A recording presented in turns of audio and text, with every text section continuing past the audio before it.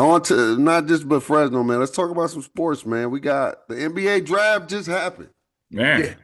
Hmm. How man. first and foremost, how do y'all feel about the top three? We can talk about the other ones later, but just the top three for right now. Just the top three folks that do you feel like I feel like for me when I saw the draft, I don't know. Usually the NFL is a little bit more exciting.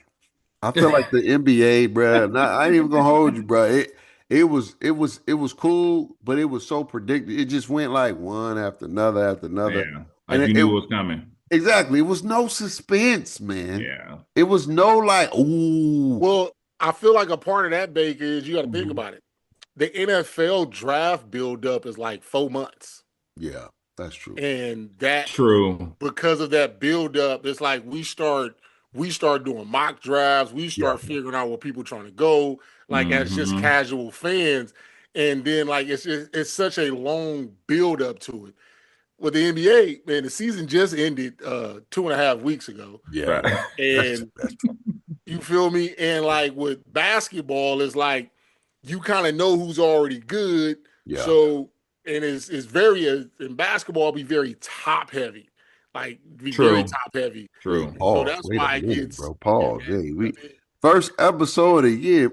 You over here He, talking about he, top heavy. he God talking about hit it with damn. the pause already. Well, Yo. episode one? Episode one, my boy said top heavy. Boy, he get top heavy. People No, don't but know what hey, top no, heavy but hey, is. but realness, like if you look at the draft class, right? We talk about the NBA, man. Who's better than the top three? Where do you Yeah. compare them at? Right? I don't think that Mhm. there's no wiggle room, right? When you get look at the top three, either one of the top three could have went one, Mm. right? But I think where your boy AJ Devance, he's just a different creature. He's Yeah. different, man. The size, the skill, and I think the reason why everybody talked about Darren Peterson so much, because he had the skill set. I think it was just the extra that kind of hindered him from Yeah. being that top pick. And then when you talk about Cameron Boozer, man, that dude is just look at his and that. people don't like and like because I'm a Duke fan, so I watch a lot. You're biased. That don't count. It's not even. It's not a bias. That boy It's biased in the mud. I'm not biased, man. I'm not. I try to be very what's the other word? Not biased. I try to be very objective. Neutral. Yeah. Yeah, because like I said, I love his game. I think his game is going to translate well to the NBA because if you watch a lot of the Yeah. NBA I think is translating back to a lot of back to the basket, Yeah. big man ball. If you can get a big man that can go score around the rim, I think his game is going to translate. The person who he's outside the top three, but he was number four pick. I think at first I was a little down on him because he went to North Carolina, so my bias did kind of kick in. Hater. But He hate Caleb, bias. Told you, Told told you. you, told Caleb, you. but Caleb Wilson, I Mhm. think, is the one that everybody needs to be talking about because truthfully, I think his upside can have him surpass the top three. Wow. Just, Yeah, just okay. because his game to me is like a 2.0 Kevin Garnett is what I see his ceiling to be. Stretch. Whoa. And 2.0. because he can attack the basket. He got a cool little jump shot that obviously needs to continue to improve. Yeah. But his energy, his athleticism, like he's a person that yeah, he went top four, and I think he's gonna carry that chip on his shoulder because he posted or said it when he played Cameron, Darren, and AJ this year, he had better numbers than all three of them against them. You're Oh, right. wow. That's Right. that. Those are facts. So Yeah. that's why I feel like Caleb needs probably a little bit more love and praise, or he could like it like this that For people sure. kind of writing him off. But so as you talk about so even with the top four, right? Who do you think is put in the best situation of the four? AJ, Um, Because you think when you say AJ, is that because you feel like he has to take over the organization at this point? nah, I feel like he walking into a situation where he got a vet in Trey Young. If AD end up staying, yeah. it really just fills out that team. That young So team has enough to go really compete next year in the East because all you're asking AJ to do is come in and score. You got a Trey Young who people like to talk about him being very ball dominant, but the man can Mhm. average 10 assists anytime he wants to. Yeah, True. And one he thousand has, percent. and he's proven that. So that's why I feel like AJ walked into a situation that's the best. I think Darren walked into a young situation because Utah team, boy, people better watch out. Yeah. Utah gonna be able to run. And then I think Cam is so fickety in Memphis right now. We don't know about Ja. It's a We don't lot. know. There's a lot going on. And then Chicago, they keep trading everybody that they draft. So Yeah.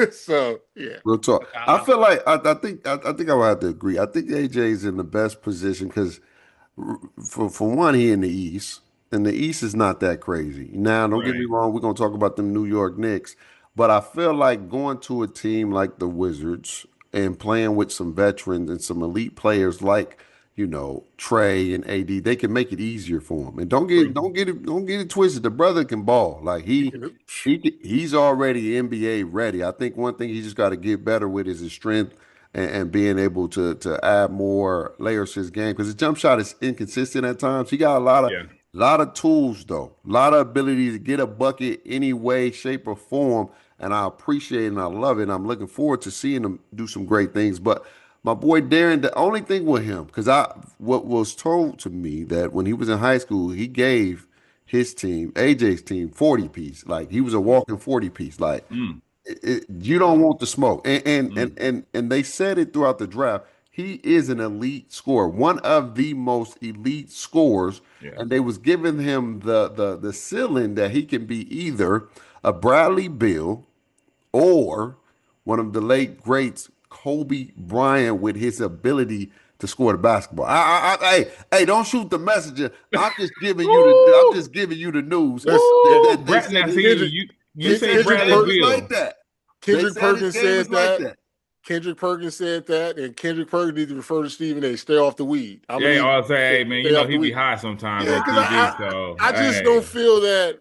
Like I was talking to the homie, when we start making Yeah, comparisons need to start going as their careers go, right? yeah, True. Like I feel like you can make a comparison of where people are and what you think they can be. A Bradley Beal, to me, he's a high-end Bradley Beal, top shelf Devin Booker, yeah. which are Mm, great players. mm. Now, to me, I look at it as can you exceed Bradley Beal? Sure. Can you exceed Devin Booker? Sure. Then we can start talking Kobe and Mm, the next. But Yeah. let's start right now in a pocket of where he can reach, yeah. not where it can potentially go. You can't go to the stars right now. You ain't got there yet. You Yeah. ain't took You off. feel me? He That's ain't just took how off I yet. look at it. He got They to saying he break him with the there. stars. You got to crawl before you walk, baby. You got because if I was to come out here, and this is how I feel, if I was to come out here and say I feel like Cameron Boozer is the next Tim Duncan, people will look at Uh, me like I'm crazy. yeah, you crazy. My point Yeah. exactly. But I feel like, but I But feel I like would say if he played a lot more like Tim, he don't play like Tim Duncan though. see, but what I'm saying as far as a Tim Duncan, I wasn't necessarily saying his game. I was Gotcha. saying the winner and the consistency of what you Yeah. gonna get. He Yeah. gonna show up every day. I It's feel you. not gonna be flashy. It's Okay. not gonna be, but he gonna do it, and he can shoot a lot better than what Tim. He can stretch the floor a little better than what Tim could. Yeah. But he's gonna be able to play back to the basket. He can run a team, and he's a foundational piece that you're gonna just be able to count on. I see Yeah. Cam Boozer being an easy, probably not his first year, but he's going to walk into becoming a 20 and 10 guy. Mm, okay. Hey, I'm not gonna hold you. I think he can probably establish that next year as a rookie. Mhm. Because if Next you year is a think if Ja continues to go up and down, they're gonna lean on somebody. They need somebody to be that foundational piece, right? And who knows what Ja's gonna be able to do. Right? He at the end of the year was able to kind of, other than the injuries, but he was able to kind of be there. yeah. But it's unpredictable, man. And I think him coming 20 into and the 10. situation, That's 2010, man, as a rookie. I I mean, look say at I give him 15 in by 8. 15. I mean, 15 I'm and with 8. I 15 in think 8. consistently, absolutely. But I think there's no doubt in my mind that he's gonna be able to have those games where it's like, okay, we got to lean on you, let's go to work, and I he's ain't gonna mad at get you that. that 25 and 12, or that them games where he's gonna be that 32 and 15, Yeah. right? So I think Cameron, for me, when we talk about the best position, I think Cameron, because of the so many unknown variables that's going Gotcha. on with Memphis right now, I Yeah. think he's going to have the opportunity to really step up and be that foundational piece I, for him. I